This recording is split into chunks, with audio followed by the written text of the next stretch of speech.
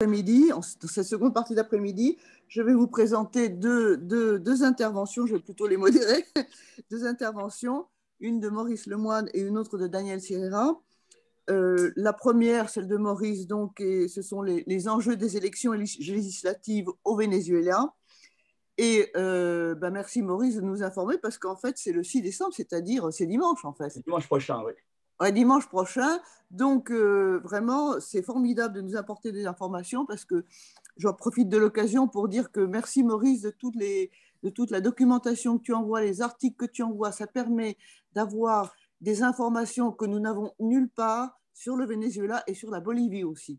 Tous les dossiers que tu as envoyés sur l'affaire Evo Morales sont très éclairants de ce qui se passe parce que là, il n'y a aucune information. Donc, merci Maurice de nous apporter cette contribution. Et la seconde intervention sera donc celle de Daniel. Nous resterons dans les Amériques, mais là, nous parlerons. Donc, Daniel est secrétaire du conseil scientifique de la Fondation Gabriel Péri. Et il va nous parler, lui, des nouvelles caractéristiques des mouvements sociaux en faisant un focus sur les États-Unis. Donc, malheureusement, je ne peux pas en dire plus, Daniel, parce que de ce que j'ai vu, vous n'avez pas envoyé de résumé. Donc, je ne peux pas dire plus de ce que... Voilà. Il l'a envoyé, il l'a envoyé, mais il est arrivé tardivement. Ah, ça, je ne l'ai pas vu. Je ne l'ai pas vu, pourtant, j'ai regardé encore tout à l'heure, mais je ne l'ai pas vu. Enfin bon, très bien. Donc, on donne la parole d'abord à Maurice. Bon, bonjour à tous. Merci Marie. Tu m'as dit pas plus d'une heure, hein, si je me souviens bien. Alors oui, oui, tu as raison, on reparle du Venezuela, Le Monde qui n'en avait pas parlé depuis longtemps. Oui. Dans son édition du 2 décembre, c'est-à-dire aujourd'hui, paru hier, je vous le montre, je ne sais pas si vous allez le voir, c'est pas grave. En Espagne, la nouvelle vie des exilés vénézuéliens, et puis alors, poussé au départ par la faim et la répression. Et puis hier soir sur France 24, donc c'est le service public, au journal de 20h, on a un petit reportage sur au Venezuela, les malades du sida meurent sans accès aux soins. Et c'est tout à fait intéressant parce que ça intervient dans un contexte dans lequel nous sommes tous plongés, c'est-à-dire le contexte de la pandémie.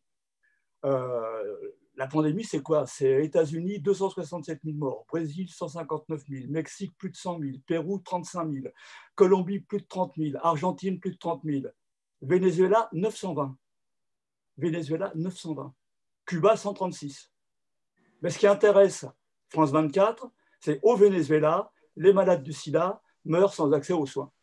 C'est-à-dire que dans la perspective de cette élection du 6 décembre prochain, vous allez voir fleurir dans les 3-4 jours qui viennent une série d'articles qui tous, d'une manière ou d'une autre, tendent à présenter le Venezuela comme la catastrophe humanitaire de l'Amérique latine, comme le pays failli, le pays en déroute. Alors effectivement, les députés sortants qui ont été élus le 6 décembre 2015 termineront leur mandat le 4 janvier 2021. Il faut rappeler que cette Assemblée nationale d'opposition, majorité d'opposition qui avait été élue en 2015, a fonctionné dans je suis en train de chercher le mot, j'arrive pas à le trouver, dans des conditions tout à fait particulières, puisque ayant fait prêter serment à 3 députés qui n'avaient pas été élus, qui étaient suspectés de fraude, elle a été déclarée en desaccato, c'est-à-dire en dehors de l'autorité. Et donc, depuis cette date-là, par défi pour Maduro, elle a refusé de retirer ces 3 députés non élus. Et donc, elle est en opposition au gouvernement et toutes ces décisions ont été considérées comme nulles et non avenues. Le 6 décembre prochain, cette Assemblée nationale qui n'est quasiment plus en fonction va être remplacée par, on l'espère, une véritable Assemblée nationale avec l'élection de 277 députés. Dès l'annonce de cette élection, Mike Pompeo, le secrétaire d'État de Donald Trump, a déclaré, j'ouvre les guillemets, la communauté internationale est de plus en plus consciente que les élections prévues par Maduro ne seront ni libres ni justes. 34 pays nous ont rejoints en faveur d'un gouvernement de transition. Alors, entre parenthèses, c'est intéressant parce que d'une manière générale, dans les médias, on vous dit 60 pays ont reconnu le président autoproclamé Juan Guaidó, vous savez, qui s'est autoproclamé en 2019. Et là, Pompeo nous dit qu'il n'y a que 34 pays, ce qui fait qu'il y a une petite différence. Mais en même temps que cette élection législative, donc de dimanche prochain, aura lieu organisée par la majorité qui boycotte ces législatives, une, entre guillemets, consultation populaire qui va se dérouler du 6 au 12 décembre et qui, en gros, est une démonstration de force pour montrer qu'on a des muscles plus importants que ceux qui vont se déplacer pour voter lors de ces élections. Alors, si on prend dans un sens métaphorique, vous vous souvenez de la mort de George Floyd en mai 2020 à Minneapolis, c'est la même chose qui est appliquée au Venezuela. Hein. La clé, c'est un étranglement qui là est économique, un étranglement économique de Washington. Et d'une certaine manière, Trump, qui va partir, mais avait utilisé exactement à 3 semaines de distance la même phrase au sujet du Venezuela qu'au sujet de la population de Minneapolis. Nos militaires sont prêts, nous pouvons envoyer des troupes sur le terrain très rapidement. Il se trouve que Trump n'a pas envoyé de troupes au Venezuela. Il l'avait envisagé à un moment. Et on peut déjà, d'ores et déjà, avant de parler de ces élections, dire qu'il y a un échec de Trump. Hein. Il avait mis dans le collimateur 3 pays, le Venezuela, Cuba, le Nicaragua, qu'il avait clairement annoncé vouloir faire tomber. Ces pays sont toujours là, les gouvernements de ces pays sont toujours là, ne sont pas tombés. A été organisé en novembre 2019 un coup d'État en Bolivie, puisque Evo Morales, on le sait, avait gagné l'élection. 1 an après, le mouvement vers le socialisme de masse revient au pouvoir avec 55% des voix à la suite de nouvelles élections, donc une nouvelle défaite de Trump, et puis Trump lui-même, dans des conditions qui laissent rêveur quand on voit les États-Unis accuser Maduro d'organiser des élections fantaisistes. Trump vient de tomber. Et puis, dernière nouvelle, qui est l'excellente nouvelle de la semaine dernière, c'est qu'au Brésil, au cours des élections municipales, Bolsonaro, le président d'extrême droite, a pris une claque. Non pas que la gauche l'ait emporté, mais c'est la droite, on va dire, plus démocratique qui a pris le dessus, et tous les candidats soutenus par Bolsonaro ont été purement et simplement virés. Alors, depuis 2013, il y a une obsession des États-Unis et de l'opposition radicale vénézuélienne, c'est de renverser le président Nicolas Maduro. Ça n'a pas commencé avec Trump, hein, ça a commencé avec Obama. C'est Barack Obama qui, en mars 2015, signe un décret faisant du Venezuela une menace extraordinaire contre la sécurité nationale des États-Unis. Et cette déstabilisation du Venezuela, elle va prendre différentes formes, on va aller très très vite là, hein, puisqu'on est juste sur l'élection, mais ça a été les émeutes, ce qu'on appelait les guarimbas, émeutes insurrectionnelles en 2014-2017, une tentative d'assassinat de Nicolas Maduro en août 2018 qui est passée relativement inaperçue, hein, comme si une tentative d'assassinat d'un président élu était finalement quelque chose d'assez banal, une tentative de coup d'État en avril 2020, une incursion paramilitaire en mai 2020, et puis j'allais dire presque surtout, un blocus économique, commercial et financier qui est similaire à celui qui a été imposé à Cuba pendant des décennies, hein, avec la petite différence, c'est que Cuba, lorsque l'Union soviétique est tombée, s'est retrouvée seule, alors qu'aujourd'hui, le Venezuela a au moins la chance d'avoir quelques alliés de poids qui sont la Chine, qui sont la Russie, qui sont un certain nombre de pays qui sont, on va dire, en dissidence par rapport aux États-Unis. Cette déstabilisation elle passe aussi par la diabolisation des dirigeants, c'est-à-dire qu'il y a une pression maximum.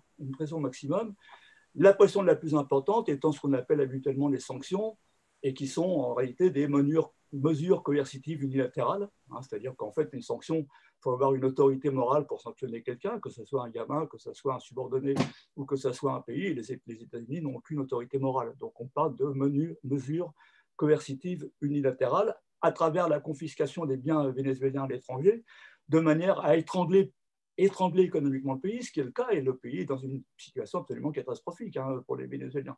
Je vais prendre juste 1 ou 2 exemples parce qu'on n'a pas beaucoup de temps. Les États-Unis ont confisqué une filiale de la compagnie pétrolière nationale vénézuélienne PDVSA qui s'appelle Citgo aux États-Unis. Citgo, c'est aux États-Unis 3 grandes raffineries avec une capacité de raffinage de 769 000 barils par jour, 4 000 stations-service aux États-Unis. Je vais très très vite, une valeur de 8 milliards de dollars. Ça a été confisqué par les États-Unis et c'est remis à disposition du président fantoche, du président de facto, du président autoproclamé Juan Guaidó. Vous avez 2 ou 3 scandales. Vous avez la Banque d'Angleterre qui refuse de rendre 31 tonnes d'or qui appartiennent au Venezuela. Hein. Il y en a pour 1,950 milliard de dollars. Le Venezuela a proposé, puisqu'on l'accuse de vouloir se financer illégalement avec cet or, de destiner cet argent et de le faire transiter par le programme des Nations Unies pour le développement, le PNUD.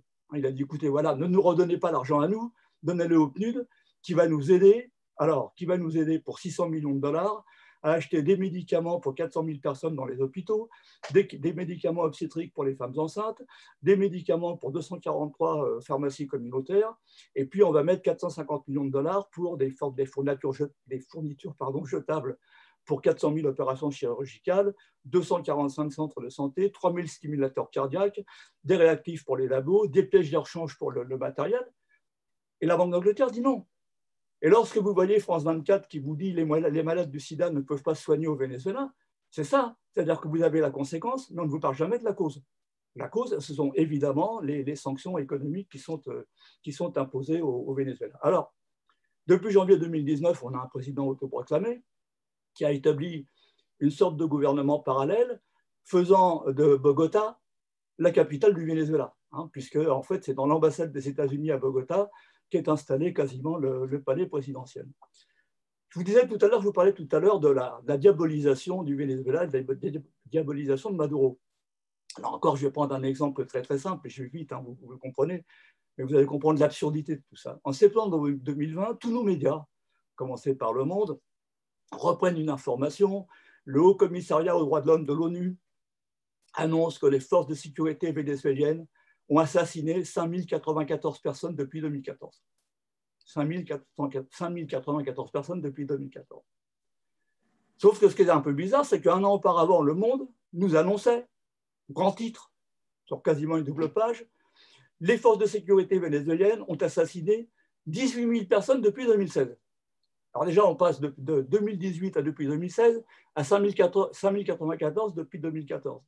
Et puis Amnesty International, en mai 2019, nous disait au moins 8 000 exécutions extrajudiciaires. Et puis le 5 juillet 2019, Michelle Bachelet, la patronne du Haut Commissariat aux droits de l'homme de l'ONU, nous disait 5 287 morts pour la seule année 2018. Tous ces chiffres n'ont strictement aucune cohérence. Tous ces chiffres n'ont strictement aucune cohérence, sauf que repris par les médias qui ne vérifient pas, qui ne s'amusent pas à faire le petit numéro que je vous fais là, parce que ce n'est pas compliqué de comparer des chiffres qui n'ont strictement aucune correspondance, créent dans l'opinion publique le sentiment que le Venezuela est un État où on assassine les opposants, où on assassine les délinquants. Alors, ce que je vous dis, ça ne veut pas dire qu'il n'y a pas des bavures policières au Venezuela, il y en a malheureusement comme partout.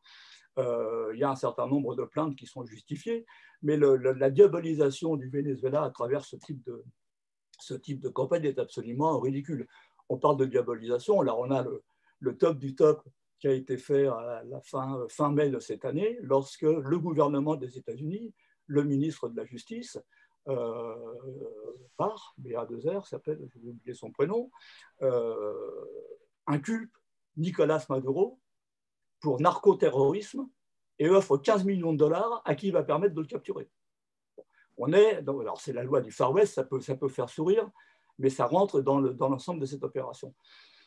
Déstabilisation, opération militaire, opération de Barbouze. Vous avez en mars de cette année la police de la route colombienne. La Colombie est un petit peu le supplétif numéro 1 des États-Unis dans la région, et en particulier par rapport au Venezuela. La police de la route colombienne, dans une opération de routine, contrôle un véhicule et il découvre tout un arsenal, des fusils d'assaut AR-15, des silencieux, des viseurs nocturnes, etc. Et depuis Riohacha, qui est une ville colombienne, un général dissident de l'armée vénézuélienne qui est parti, qui est en exil, dit bah, oui, tout à fait, c'était des armes qui étaient destinées à la résistance au Venezuela, et tout ça a eu lieu dans le cadre d'une opération et d'un accord passé avec le président Juan Guaidó, le président autoproclamé Juan Guaidó.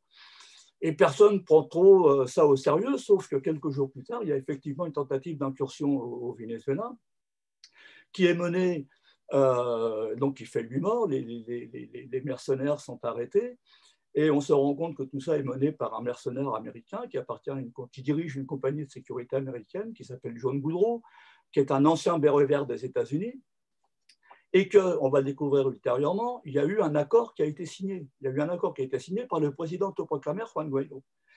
Et je vais vous lire une partie de cet accord. Je vais le retrouver, voilà.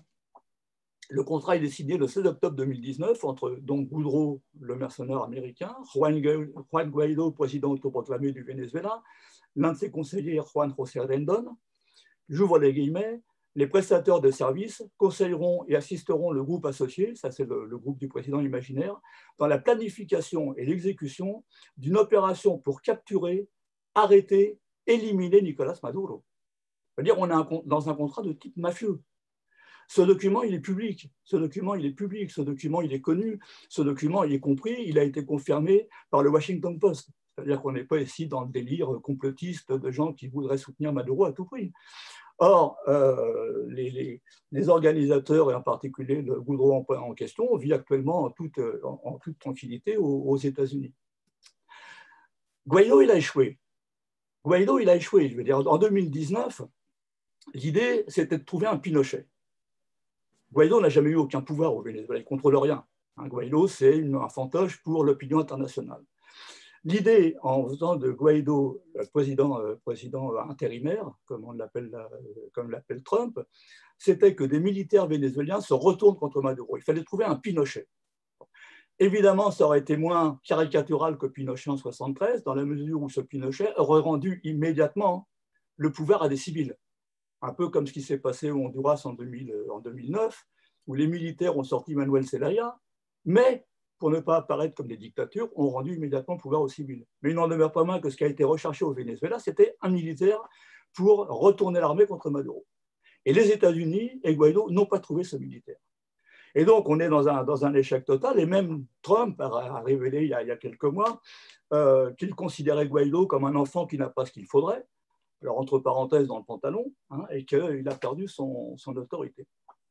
Évidemment, dans un tel contexte, les opposants à Maduro, qui ont parfaitement le droit d'être des opposants à Maduro, mais Maduro n'est pas parfait, il y a beaucoup de problèmes au Venezuela, on commence à se diviser. Autant ils ont accueilli avec enthousiasme l'arrivée de Guaido en 2019, en pensant qu'en quelques semaines, en quelques mois, Maduro allait tomber, autant au bout de maintenant plus d'une année de ce cirque, qui eux-mêmes les met en difficulté, parce que la crise économique, elle les touche également, sont en train de casser l'opposition. Et depuis 2020, il y a un deuxième, troisième, cinquième, 10e dialogue qui a été entamé entre le gouvernement et l'opposition, on va dire, démocratique. Et un certain nombre d'opposants se sont mis d'accord pour participer à cette élection. De sorte que ce sont les radicaux qui refusent. Mais quand on vous parle de l'opposition vénézuélienne, c'est eux dont on parle, et qu'il y a une opposition plus modérée, plus constitutionnelle, qui a décidé qu'il y en avait marre avec toutes ces aventures et qui va participer à ces élections. Alors, il y a, évidemment, parce que c'est le Venezuela, dans les accords qui ont été passés entre l'opposition et le gouvernement, on a nommé 5 nouveaux recteurs du Conseil national électoral. Il y a une polémique parce que normalement, ils auraient dû être élus aux 2/3 de l'Assemblée nationale, mais que cette majorité qualifiée n'a pas pu être trouvée. Donc, comme le précise la Constitution, c'est le tribunal suprême de justice qui a nommé les nouveaux recteurs. Mais l'opposition qui participe n'a manifesté aucune protestation. De la même manière, il y a eu une réforme du nombre des députés qui passe de 167 à 277 pour favoriser la représentation des petits partis, puisqu'il y a beaucoup de petits partis qui vont se présenter là. Il y a 28 organisations nationales qui se présentent, il y a 52 formations régionales et il y a 6 organisations de peuples indigènes. Observation internationale. Bien évidemment, le Venezuela refuse la présence de l'Organisation des États américains, dont vous savez peut-être ou sans doute que le secrétaire général, Luis Almagro, est quasiment un homme-lige de Donald Trump. Et c'est l'OEA en particulier qui a inventé l'affaire de la fraude en Bolivie. Et donc l'OEA est persona non grata au Venezuela. L'Union européenne, qui était invitée à observer ces élections, a refusé. L'Union européenne est dans l'orbite de Washington et a refusé de participer. En revanche, vous allez avoir, entre autres, il y a beaucoup d'observateurs, mais si on veut parler vraiment de neutralité, la mission d'observation internationale du Conseil des experts électoraux d'Amérique latine, qui sont tous des spécialistes dans leurs pays respectifs des systèmes électoraux. Et le patron de cette mission d'observation, qui s'appelle Guillermo Reyes, après 17 jours d'audit du système électoral vénézuélien, vient de déclarer qu'il était fiable et crédible. Alors vous allez me dire, oui, mais peut-être que Reyes, c'est un comparse de Maduro.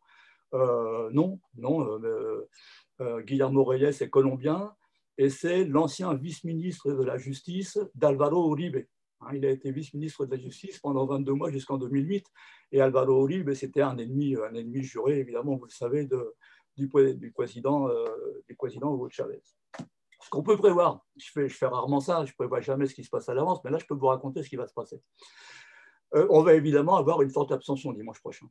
On va avoir une forte abstention puisque l'opposition radicale a donné l'ordre de boycotter cette élection. C'est un phénomène qui va être similaire à celui qu'on a pu observer lors de l'élection de l'Assemblée nationale constituante en juillet 2017, où il y a eu 41-53% de participation, ou la présidentielle de 2018, où Nicolás Maduro a été réélu avec 48% de participation. Vous allez me dire, c'est pas terrible, hein, 48% de participation. Enfin, je vous rappelle quand même que les législatives en France, l'abstention a été de 57,36%. C'est-à-dire que Maduro, s'il est mieux élu que les députés français. Donc oui, il y aura une très très forte abstention. Dans le cadre de cette abstention, le Parti socialiste uni du Venezuela de Maduro va l'emporter. Parce qu'en revanche, évidemment, autant l'opposition est divisée et cassée en deux, autant la base sociale de Nicolás Maduro, qui doit représenter environ 30% de la population, ça n'est plus une immense majorité. Les difficultés ont là aussi cassé beaucoup d'énergie, mais le PSUV va l'emporter et l'opposition aura également des députés. Cette opposition, elle n'est plus homogène. L'opposition radicale, elle est regroupée au sein de ce qu'on appelle le G4, qui sont 4 grands partis, Action démocratique, qui était social-démocrate dans d'autres temps, qui maintenant est un parti de droite radicale assumé, Primero Justicia, Volonté populaire et Un Nuevo Tiempo. Bon. Vous avez une aile encore plus dure qui est représentée par une folle furieuse qui s'appelle María Corina Machado. Alors eux, là c'est le boycott, elle en appelle à la R2P, responsabilité de protéger, c'est-à-dire une intervention militaire au Venezuela. Vous avez dans cette droite, par exemple, un personnage qui s'appelle Enrique Capriles. Enrique Capriles, c'est un des grands leaders de la droite vénézuélienne. C'est lui qui s'est présenté lors de la dernière élection de Hugo Chavez en 2012 et qui a perdu contre Hugo Chavez, qui s'est présenté contre Maduro en 2013, qui a perdu contre Maduro. Et lui, pour ne pas abandonner le terrain électoral, a prôné la participation à cette élection. Et puis, il s'est fait taper sur les doigts par Washington. Et finalement, il a dit non, Primero Justicia ne va pas y aller. Et il a pris comme excuse le refus de l'Union européenne pour envoyer des observateurs. De sorte qu'on a une espèce de serpent qui se mord la queue. Vous avez des opposants qui veulent participer, Washington qui dit non, et les opposants qui se retranchent derrière l'Union européenne en disant finalement, on n'y va pas. Et puis vous avez regroupé dans une alliance démocratique 5 organisations politiques, qui sont d'ailleurs celles qui ont participé à la dernière présidentielle contre Maduro, parce qu'il y avait une opposition à Maduro en 2018. Et vous avez donc Action démocratique, le COPEI, c'est les grands partis traditionnels, comme Demos, Avanzada Progresista, etc., etc., etc. Vous l'avez remarqué, je vous ai parlé tout à l'heure du G4 en vous disant il y a Action démocratique dedans, et là je vous dis Action démocratique va participer. Alors vous me dites qu'il y a une incohérence, c'est tout simplement parce que maintenant il y a des dissidents. L'opposition, elle a explosé, c'est pour ça qu'elle va perdre d'ailleurs, entre parenthèses. Vous avez dans ces dissidents les acteurs qui, historiquement, ont été exclus par le G4 de la répartition du pillage, parce qu'il y a beaucoup d'argent qui circule. Les opposants qui suivent Guaidó, qui ont installé un tribunal suprême de justice à Bogota, qui sont en exil à Miami, qui sont en exil en Espagne, qui sont en exil un peu partout, il y a un argent phénoménal qui circule. L'argent de Citgo, la filiale pétrolière de PDVSA, je veux dire, il coule à flot. Bon. Et vous avez au Venezuela des opposants qui n'ont jamais rien vu de tout ça. Et qui commencent à se révolter. Non seulement contre une direction qui les tient à l'écart, qui prend toutes ces décisions depuis l'extérieur, depuis les États-Unis ou depuis l'Espagne, et puis qui les laisse de côté. Et donc, on a eu ce qu'on a appelé une révolte des suppléants, une révolte des députés suppléants, une rébellion des régions, et un certain nombre d'opposants, de vrais opposants à Maduro, qui ont dit nous, on participe. Alors, vous avez l'un des partis du G4 qui a explosé, où l'un des grands leaders, Salim González, a décidé qu'il allait participer. Vous avez sur le plan collectif un phénomène intéressant, c'est que pendant de nombreuses années, les principaux partis d'opposition ont refusé de faire des élections internes, de sorte que leurs directions n'ont pas été renouvelées depuis 10 ans. Et donc, il y a quelques mois, il y a des groupes de militants qui se sont rendus devant le tribunal suprême de justice, qui ont dit « nous, on veut participer à l'élection, il n'y a pas eu de rénovation interne de nos dirigeants, on fait sécession ». Et donc, vous avez actuellement deux actions démocratiques. Vous avez un Action démocratique radicale qui est dans l'opposition, qui boycotte, et puis un parti Action démocratique qui, lui, va participer, parce qu'il a été autorisé à participer par le tribunal suprême de justice. On en est là. Alors, évidemment, ça, c'est l'élection. Mais va avoir lieu en même temps, je vous l'ai dit en démarrant, une consultation populaire de l'opposition radicale. Cette consultation populaire, elle va s'étendre du 6 au 12 décembre. Hein, on a élection législative 6 décembre, et puis consultation populaire organisée par l'opposition radicale pendant 6 jours. Cette consultation populaire, elle porte sur 3 questions. Je vous les lis. Exigez-vous la fin de l'usurpation de la présidence par Nicolás Maduro et demandez-vous des élections présidentielles et parlementaires justes et vérifiables. Deuxième question. Refusez-vous l'événement du 6 décembre organisé par le régime de Nicolás Maduro et demandez-vous à la communauté internationale de l'ignorer. Troisième question. Ordonnez-vous que les mesures nécessaires soient prises devant la communauté internationale pour activer la coopération, l'accompagnement et l'assistance afin de sauver notre démocratie, de faire face à la crise humanitaire et de protéger les populations contre des crimes contre l'humanité. Ça, c'est une demande à l'intervention étrangère. Ça, c'est une demande à l'intervention militaire. Alors, évidemment, là, il y a un paradoxe. La consultation, les législatives vont avoir lieu dans un cadre tout à fait légal, avec des observateurs internationaux, avec un conseil national électoral. La consultation populaire, ça a déjà été annoncé, il n'y a pas de registre électoral. Il n'y aura pas de conseil national électoral. Elle va s'étendre sur 6 jours. Les Vénézuéliens pourront se prononcer sur cette consultation par WhatsApp, Facebook, une application sur téléphone mobile et un site web. Bon. Et il y aura le 12, 7000 points de participation au Venezuela. C'est-à-dire qu'en réalité, il n'y a strictement aucun contrôle là-dessus. Alors, la manipulation, elle est simple, je vous l'annonce déjà. On va avoir le 6 décembre des élections législatives avec des députés chavistes qui vont être élus, des députés d'opposition qui vont être élus, et puis on va vous dire il y a eu, je ne sais pas, 10 millions, 12 millions de participants. Et une semaine après, sur la base d'une consultation populaire que personne ne peut vérifier, l'opposition radicale va annoncer oui, mais nous, on a eu 14 millions de consultations, donc on est largement majoritaire. Et à partir de ça, on va redélégitimer le gouvernement de Nicolás Maduro. Le seul intérêt, évidemment, parce que tout ça est bidon, c'est d'alimenter les médias. Donc, vous allez avoir droit à ce débat dans les médias. C'est de maintenir l'alliance internationale. Hein, évidemment, parce que Guaidó, il n'est plus rien. Hein. À partir de l'élection de cette législative, Guaidó, qui était au moins jusqu'à présent député, il n'est strictement plus rien. Et c'est d'essayer de le perpétuer au pouvoir. Je termine sur l'acteur principal, évidemment, c'est les États-Unis. Trump, c'était Trump. Donc, on a eu une politique à la fois extrêmement violente et en même temps, il n'est pas allé jusqu'au bout de sa logique, puisqu'il avait quand même très clairement dit toutes les options sont sur la table et que l'opposition militaire a été, l'intervention militaire a été envisagée pendant un certain temps. Joe Biden arrive, il est en train de constituer son équipe. Et dans l'équipe qui jusqu'à présent a été annoncée, on se rend compte que tous ont travaillé avec lui, Joe Biden, quand il était vice-président, avec Hillary Clinton ou avec Barack Obama. Alors, par exemple, le secrétaire d'État, Anthony Blinken, a été le numéro 2 du département d'État sous Obama. Hein, sous Obama, je le rappelle, ça a quand même été le décret de 2015 faisant du Venezuela une menace extraordinaire pour la sécurité nationale des États-Unis. Le prochain conseiller à la sécurité nationale, Jake Sullivan, c'est l'ancien chef de cabinet de Hillary Clinton. Hein, il est considéré comme un faucon démocrate. Il a été défenseur d'une politique étrangère musclée sur toutes les affaires Libye, Syrie, Ukraine.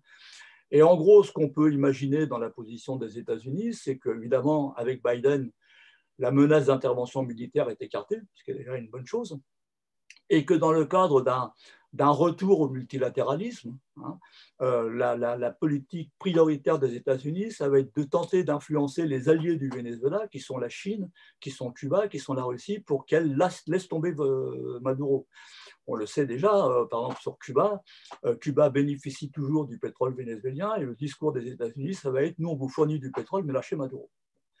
Et malheureusement, dans ce contexte, et j'en termine avec l'Union européenne est complètement alignée sur les États-Unis, et donc de ce côté-là, et s'agissant des Vénézuéliens, il n'y a strictement rien à attendre de l'Union européenne. Voilà, j'ai essayé d'aller vite, j'espère que je ne vous ai pas saoulé. Pas du tout, Maurice, merci. Tu as été parfaitement dans les temps, dis donc. Hein. Ah, c'est même. Ah ouais, oui, dis donc. Alors là. J'ai préparé au ciseau. Au ciseau, exactement. Donc, ben, on va pouvoir commencer le débat. Alors, déjà, merci pour ces éclaircissements, parce que d'ici, je crois que nous n'aurions rien compris à ces élections du 6, en sachant qu'il y a d'autres élections qui sont organisées le lendemain. Ben, c'est quand même assez rocambolesque. Hein. Ouais. Voilà. Oui, c'est bien sûr aberrant, ça n'a aucun sens. Ça n'a aucun sens. Sauf que vraisemblablement, ce qui va être mis en exergue par les médias, ça va être la consultation populaire, où on nous dira, voilà. Mais ils ont obtenu beaucoup plus de voix que les élections législatives officielles. Voilà. Et on ne te livrera pas les trois questions qui seront passées dans la consultation populaire. Ça va être, et on ne te dira pas les conditions aussi, celles que tu as décrites, les conditions de vote, etc. En fait, c'est une commission sans être qui n'est pas une commission, en fait. C'est une consultation organisée, comme nous, on pourrait faire une consultation, on pourrait dire demain d'organiser un référendum. Là, je crois qu'on est 19, on pourrait dire, voilà, on est l'opposition à Macron, et on organise un référendum, sans contrôle, voilà. sans registre électoral, sans rien. Voilà. Alors, il y a Dominique qui vous fait passer un message. Qui vous demande de poser vos questions, de lever la main éventuellement pour que nous puissions, on le fera dans les voilà. C'est Dominique, vous pouvez intervenir, hein, voilà. Bon, écoute, on va, tant qu'il n'y a pas de... Avançons. Voilà, avançons, oui. Oui, dans le compte que tu as fait des interventions, des essais d'intervention au Venezuela, il y a aussi cette fameuse mascarade organisée. Tu te souviens, cette intervention humanitaire qui a été organisée? Oui. Alors, tu me tends la perche pour préciser un point que je n'ai pas précisé, voilà. Parce que je voulais être dans les temps. Mais effectivement, il y a eu donc en février 2019, lorsque Juan Guaidó s'est autoproclamé président, ils ont monté une grosse opération humanitaire, entre guillemets, depuis Cúcuta, en Colombie. Cúcuta est une ville qui est sur la frontière colombienne, à proximité du Venezuela, à proximité également de l'endroit où les paramilitaires ont monté des fours pour faire disparaître les gens qu'ils avaient assassinés. Et cette opération humanitaire qui était censée faire rentrer des camions d'aide au Venezuela a échoué.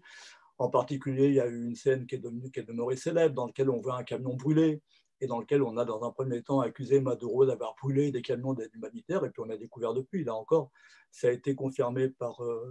c'est pas Washington Post, c'est l'autre, le New York Times, que c'est l'opposition elle-même qui avait fait brûler les camions humanitaires. Mais ce qui est intéressant, c'est que Juan Guaidó, qui à l'époque n'avait pas le droit de sortir du Venezuela, était sorti clandestinement pour aller assister, pour aller présider un grand concert qui avait lieu en même temps que cette affaire humanitaire, et que pour passer clandestinement en Colombie, il a été aidé par un groupe de paramilitaires colombiens qui sont connus en Colombie, comme Marie, tu le connais bien, qui sont los Ojos, c'est-à-dire qu'il y a eu une collaboration directe avec les narco-paramilitaires colombiens. Et dans l'opération Gédéon dont je vous parlais à l'instant, c'est-à-dire cette tentative d'incursion mercenaire en mai 2020, lorsqu'ils sont sortis, parce qu'ils sont venus de Colombie pour revenir jusqu'à Macuto sur la côte vénézuélienne, mais lorsqu'ils sont sortis de Colombie, ils ont été aidés par un personnage qui s'appelle Doble Rueda, dans la Guajira colombienne, qui est un narcotrafiquants notoires de Colombie. Donc il y a une connexion étroite entre l'extrême droite vénézuélienne, on peut appeler ça comme on veut, et les groupes les plus mafieux et les plus dangereux de Colombie. Il y a juste un point que je précise. Bien souvent, on n'ose pas parler d'une droite pinochetiste, en disant oui, on voit quand même, c'est pas le Chili. Mais je veux dire, lorsque le principal rôle de Guaido et de son entourage, c'est d'appeler des militaires vénézuéliens à se retourner contre Maduro, c'est la démarche consistant à chercher un Pinochet. Et de même que ceux qui aujourd'hui soutiennent Guaido, et en particulier, je pense à l'Union européenne et je pense au régime macroniste, on soutient des pinochetistes. Alors, je te rappelle quand même qu'à l'époque de Pinochet, le gouvernement français n'avait pas rompu les relations diplomatiques avec le Chili. Il y avait encore une gauche en France qui avait réagi. Mais à l'époque, on n'avait pas rompu les relations diplomatiques. Et là, on est en train, en fait, d'appuyer des gens qui appellent les militaires à renverser un gouvernement démocratiquement élu. Puisque, et je finis, excusez-moi, puisque, quand même, au-delà de la fable nous présentant Juan Guaido comme le président du Venezuela, je rappelle qu'à l'Assemblée générale des Nations unies, le représentant du Venezuela est le représentant de Juan Guaido, qui est reconnu par l'ensemble de la communauté internationale, sauf la quarantaine de pays qui sont inféodés à Washington. Il y a une demande de parole de la part de France-Amérique latine. Oui, bonjour, Gloria Vergès de France-Amérique latine. On est au bureau, mais on suit quand même. Bonjour Maurice, et merci à Espace Marx de cette rencontre. Je voulais poser la question à Maurice. Nicolas Maduro vient d'annoncer que si l'opposition gagne, eh bien, il se retirera, il démissionnera il ne sera plus président. Comment est-ce qu'on peut lire cette déclaration? Alors, d'abord, c'est le Venezuela. Le Venezuela, c'est quand même quelque chose de tout à fait particulier. Je pense qu'en fait, l'objectif de Maduro, c'est d'essayer de vaincre l'abstention. C'est-à-dire, en fait, parce que pour beaucoup d'opposants, mais y compris pour beaucoup de ceux qui ont soutenu Chavez, et y compris ont soutenu Maduro, il y a une grande fatigue qui s'exprime. Et beaucoup ont le sentiment que cette élection législative ne va rien changer. Et donc là, d'un seul coup, Maduro, hier, effectivement, il a annoncé ça hier, il monte la barre.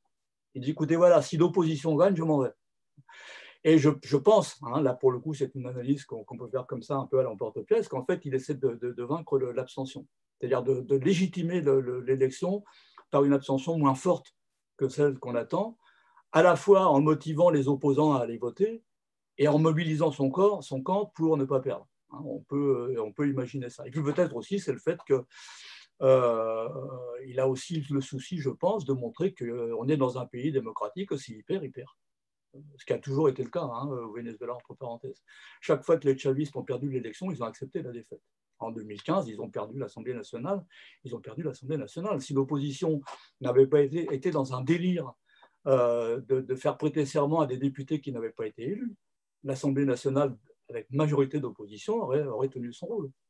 Chavez a perdu un référendum en 2014, si je ne me trompe pas, de quelques points. Il l'a accepté immédiatement.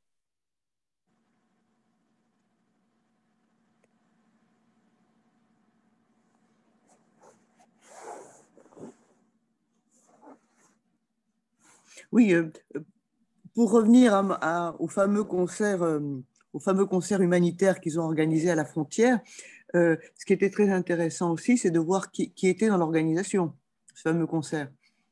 Le fameux Richard Branson. Richard Branson, oui. Voilà. Sur lequel il y a beaucoup à dire. Oui, en plus, il a pleuré là, il n'y a pas longtemps parce que son entreprise est mise en faillite à cause du Covid. Donc, il a été dépensé des millions pour faire un concert humanitaire contre le Venezuela et maintenant, il pleure pour qu'on lui file du fric parce que son entreprise est en difficulté à cause du Covid. Une chose que j'ai oubliée, excusez-moi, elle est importante.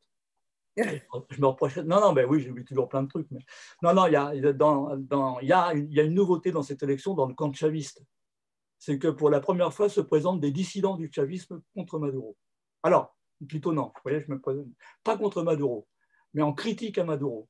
C'est-à-dire que vous avez le Parti communiste du Venezuela et vous avez une faction d'un parti qui s'appelle Patrie pour tous, PPT, qui ont décidé, qui auparavant se présentait dans le cadre d'un grand pôle patriotique avec le parti de Chavez, le Parti socialiste né du Venezuela, qui là ont décidé d'une manière critique, en estimant que Maduro n'était pas assez radical dans ses actions prises contre la crise, ont décidé de se présenter de leur côté en précisant qu'ils ne se présentent pas contre la révolution et pas contre Maduro, mais que c'est une gauche critique, en fait, on va dire. Donc pour la première fois, on aura des chavistes qui vont au combat en ordre un petit peu plus dispersé. D'accord. Mais est-ce que cela ne risque pas d'affaiblir Maduro?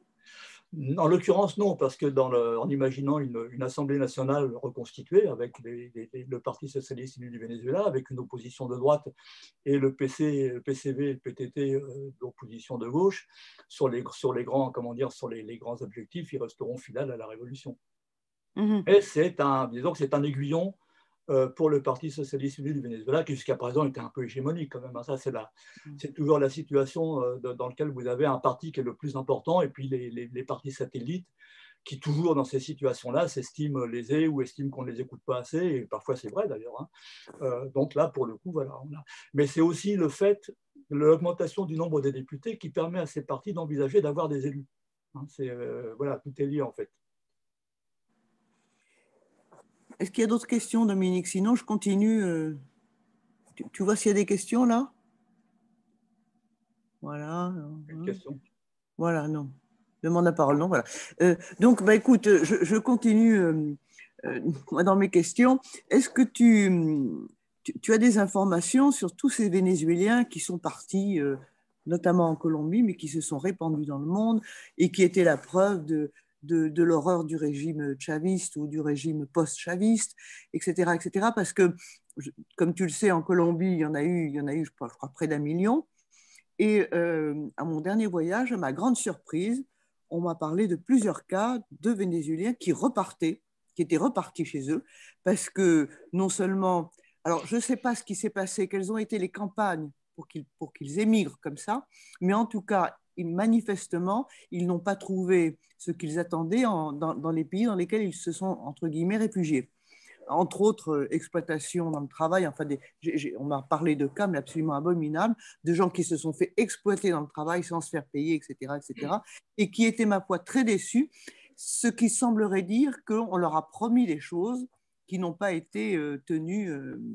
Est-ce que tu es au courant de ces réseaux, de ces... Oui, non, bien sûr. Alors, bon, comment dire, la migration vénézuélienne, elle est évidente, elle est effective. Je ne peux pas te donner un chiffre, dans la mesure où je considère que les chiffres, là aussi, sont manipulés. Un jour, on te dit 4 millions, le lendemain, on te dit 4 millions, 5 millions. Là, j'ai vu dans Le Monde, il y a quelques jours, c'était 5 millions. Dans cet article-là que je vous ai montré, c'est 4 millions. Bon. Et il y a aussi manipulation des chiffres dans la mesure où ce sont les gouvernements des pays d'accueil qui déclarent le nombre de réfugiés qu'ils récupèrent. Donc évidemment, comme ils sont dans la coalition qui veut faire tomber Maduro, ils ont évidemment tendance à gonfler les chiffres pour montrer la catastrophe humanitaire. Cela étant, effectivement, il y a sans doute, je ne sais pas, je ne fais pas le chiffre, mais il y a plusieurs millions de Vénézuéliens qui sont partis.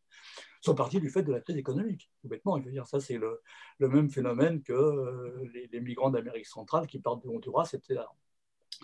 Il y en a, donc il y en a peut-être 1 million en Colombie, il y en a au Pérou, il y en a en Équateur. Effectivement, il s'est produit le phénomène que tu décris. Ils sont arrivés. Alors, il y a 2 catégories quand même de gens qui ont migré du Venezuela. Il y a ceux qui sont partis à Miami en Espagne. Et dans les études sur le marché immobilier, ce sont ceux qui achètent les appartements les plus chers.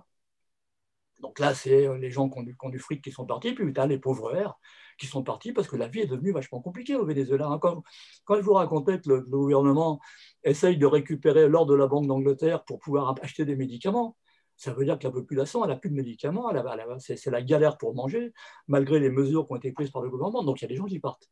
Bon. Effectivement, il y en a 200 000 qui sont rentrés.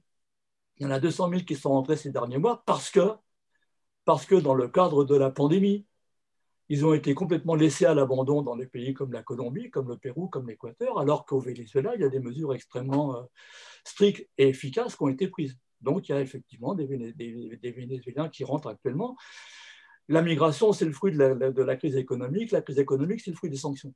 Alors après, on pourrait rentrer dans un débat approfondi sur les erreurs de Maduro, éventuellement. Et il y en a sur la gestion de Maduro, sur le fait qu'il n'arrive pas à lutter contre la manipulation de la monnaie. Il y a une manipulation de la monnaie phénoménale, de sorte qu'il y a une inflation qui est, je ne sais même pas combien de milliers, dizaines de milliers de pourcents. Bon. Donc là-dessus, il peut y avoir des débats d'économistes. Moi, je ne suis pas économiste.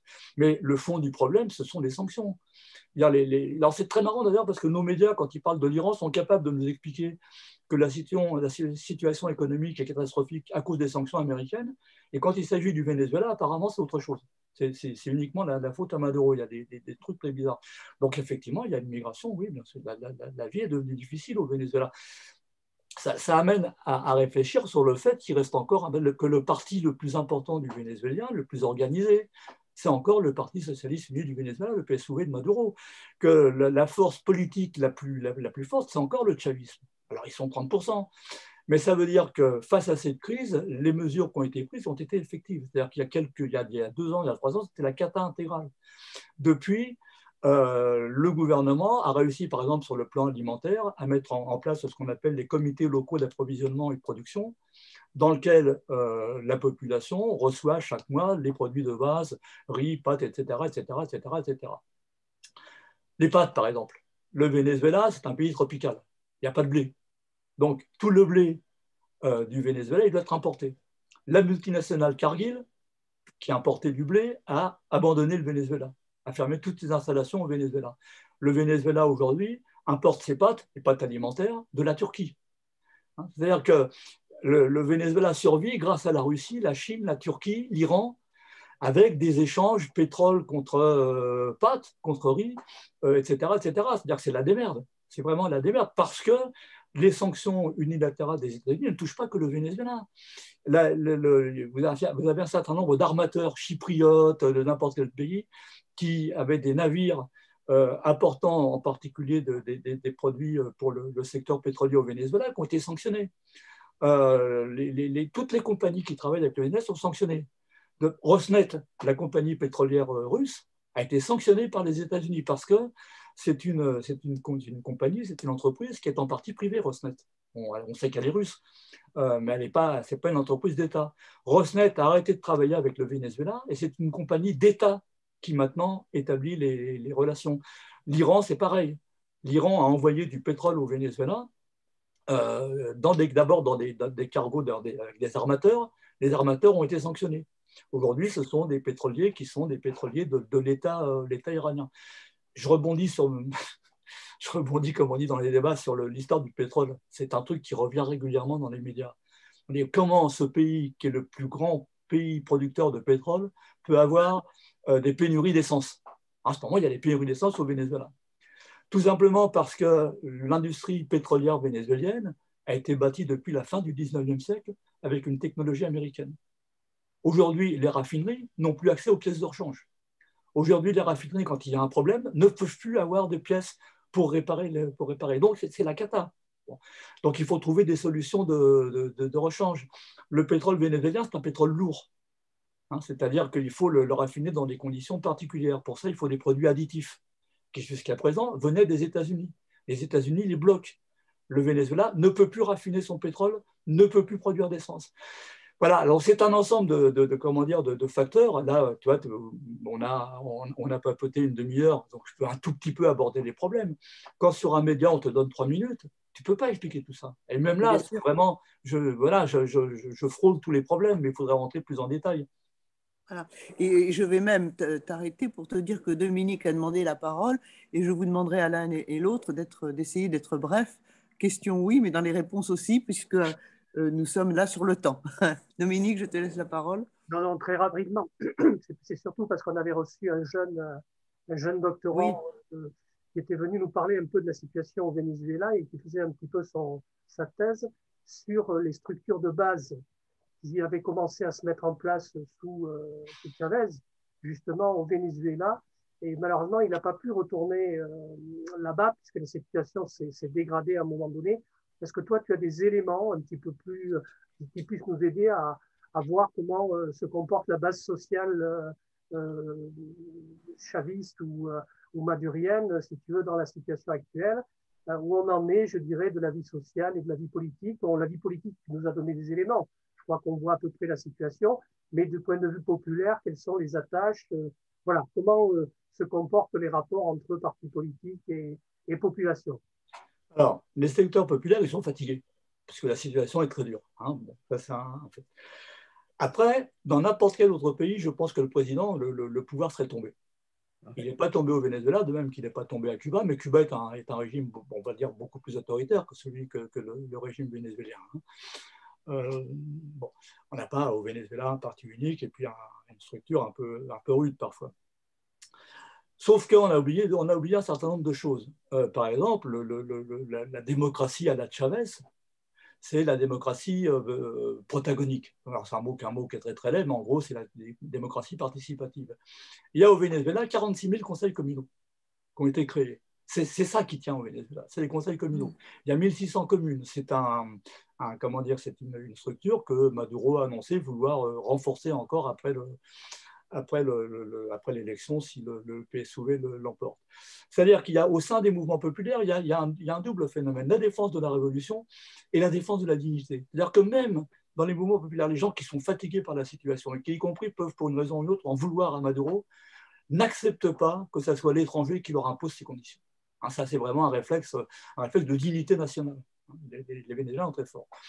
Pourquoi est-ce que les États-Unis finalement, n'ont pas tenté l'intervention militaire, y compris intervention militaire détournée en mettant en premier plan la Colombie et le Brésil, dont les présidents étaient partants, Bolsonaro et Iván Duque en Colombie, étaient partants pour une intervention militaire. Les militaires colombiens et brésiliens, beaucoup moins. Bon, mais en tout cas, ça n'a pas été fait. Parce que, ce qu'on oublie souvent, rappelez-vous, une fois qu'on est tous plus ou moins de la même génération, il y a eu des grands débats en Amérique latine, après la chute de Jacobo Arbenz au Guatemala en 1954 ou de Salvador Allende au Chili en 1973, pourquoi est-ce qu'ils n'avaient pas créé des milices populaires? Pourquoi est-ce qu'ils n'avaient pas armé le peuple?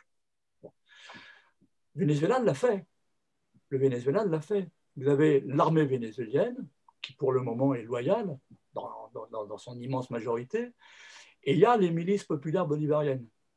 On a, alors je n'ai pas le chiffre exact, et je suis méfiant avec les chiffres officiels, mais c'est quand même on va dire, c'est près de 3 millions de miliciens vénézuéliens. C'est-à-dire des gens comme vous, je vais dire des papis, des jeunes, secteurs populaires qui vont s'entraîner une fois par mois pour défendre la révolution, pour défendre le pays. Il y a, alors ça, on l'ignore complètement. Alors évidemment, chez nous, c'est compliqué. Quand tu parles des milices au Venezuela, milice, c'est un mot qui renvoie à la Seconde Guerre mondiale chez nous, avec les codes Labo, avec les Allemands. Évidemment, la milice au Venezuela, c'est autre chose. La milicia bolivariana, ça appartient à l'histoire vénézuélienne. Bolivar s'est engagé dans les milices pour libérer le Venezuela et l'Amérique latine. Donc c'est une autre histoire. La milice bolivarienne, ça existe depuis le 18e ou 19e siècle. Mais en gros, il y a une force populaire qui fait bloc. C'est un peu la même chose pour Cuba, sauf que Cuba est une île, donc c'est plus compliqué encore. Mais Cuba, c'est pareil, je veux dire, y compris dans les gens qui sont prêts à se battre pour défendre la révolution. Tous ne sont pas des fanatiques de Fidel, Raoul ou Diaz-Canel. Il y a en Amérique latine un sentiment de dignité nationale qui est extrêmement fort parce que l'histoire de l'Amérique latine, ça a été une histoire des interventions des États-Unis sur le continent. Et aussi parce que alors, par exemple, l'opposition, vous allez me dire quel est le programme de l'opposition? Ben, elle n'en a pas. Le seul programme de l'opposition, c'est renverser Maduro. Le seul programme de l'opposition, c'est faire tomber le chavisme. Or, quand même, malgré les difficultés actuelles, les Vénézuéliens qui soutiennent Maduro se souviennent très bien de la situation avant l'arrivée au pouvoir de Chavez. C'est-à-dire qu'il y a eu une quinzaine d'années qui ont été extraordinaires pour les plus pauvres au Venezuela. Et ils sont parfaitement conscients, et y compris, c'est une des raisons pour laquelle l'opposition est en train d'exploser, que ce sont les sanctions économiques qui sont en train d'étrangler le Venezuela. Les gens d'opposition, j'allais dire, classiques, normaux, respectables, ils souffrent aussi de la crise. Ils n'en peuvent plus. Les gens qui partent, c'est parce qu'ils n'en peuvent plus. Là, le papier du Monde sur les exilés vénézuéliens en Espagne, c'est des gens qu'on ne pouvait plus. Sauf que ce n'est pas tout à fait ceux qui partent pour la Colombie. Là, en Espagne, vous voyez la photo qu'on voit à la une, c'est des gens qui sont arrivés en Espagne qui ont monté une boutique. Il y a des gens qui sont partis avec du fric. Les Vénézuéliens qui partent en Colombie, ils sont partis en Colombie, ils se sont fait exploiter, Marie, tu l'as très bien dit, ça a été vrai au Pérou, ça a été vrai en Équateur, ils ont été reçus comme des migrants. Est-ce que, Maurice, nous pouvons conclure ton intervention, à moins que Dominique ait quelque chose de plus à demander? Non, une dernière question, la question indigène au Venezuela. Ah, pardon, je n'avais pas vu. La quoi? La question indigène au Venezuela. Ah. Alors, les indigènes vont avoir dans l'Assemblée législative. Alors, ça, c'est pareil, c'est très drôle parce que c'est controversé. mais lors de la prochaine législative, les indigènes vont élire 6 députés qui sont réservés aux indigènes. Hein, voilà. Alors ça, c'est un vaste sujet. Si tu me redonnes 20 minutes, je veux bien qu'on démarre là-dessus. Non, ben les indigènes, il y a, comment dire, d'abord, pour la première fois depuis l'arrivée au pouvoir de Chavez, ils existent. C'est-à-dire qu'ils figurent dans la Constitution, ils ont acquis des droits, etc., etc., etc. Après, les indigènes, ben, ce n'est pas un ensemble homogène. Tu as des homogènes, des indigènes chavistes et des indigènes dans l'opposition. Tu as des indigènes qui défendent l'environnement, tu en as qui détruisent l'environnement. Hein. Par exemple, il y a un grand débat sur l'arc minier de l'Orinoco et l'arco minero de l'Orinoco, dans lequel on accuse le gouvernement du Venezuela de détruire l'Amazonie, ce qui est absurde. Là encore, s'il y a 20 minutes, je veux bien qu'on parte là-dessus. Et on dit donc qu'ils sont en train de détruire l'écocide et les indigènes. Sauf que lorsque tu vas dans l'arc minier de l'Orinoco, et j'aimerais bien qu'un certain nombre de mes confrères y aillent, parce que j'y suis allé, donc je ne suis pas plus malin que les autres, tu t'aperçois qu'il y a à la fois, oui, des indigènes qui protestent contre l'exploitation des mines d'or, parce qu'il y a des mines d'or, mais il y a des mines d'or dans l'arc minier de l'Orinoco, pas depuis l'arrivée au pouvoir de Maduro, pas depuis l'arrivée au pouvoir de Chavez, depuis le 19e siècle.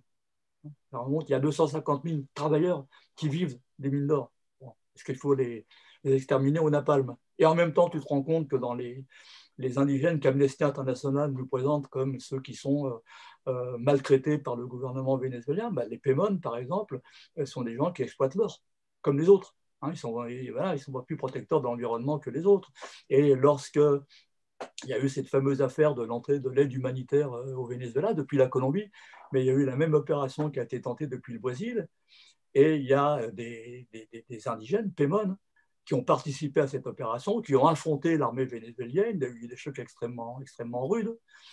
Amnesty International, Human Rights Watch se sont emparés de ça pour dire que Maduro réprimait les indigènes. Et puis le cacique des Pemon, hein, c'est-à-dire l'autorité traditionnelle, a dit mais non, non, ceux qui vont affronter l'armée le font à titre personnel. Nous, les Pemon, on n'est pas du tout dans cette histoire. Sauf que ceux qu'on te présente, c'est uniquement effectivement ceux qui sont contre Maduro.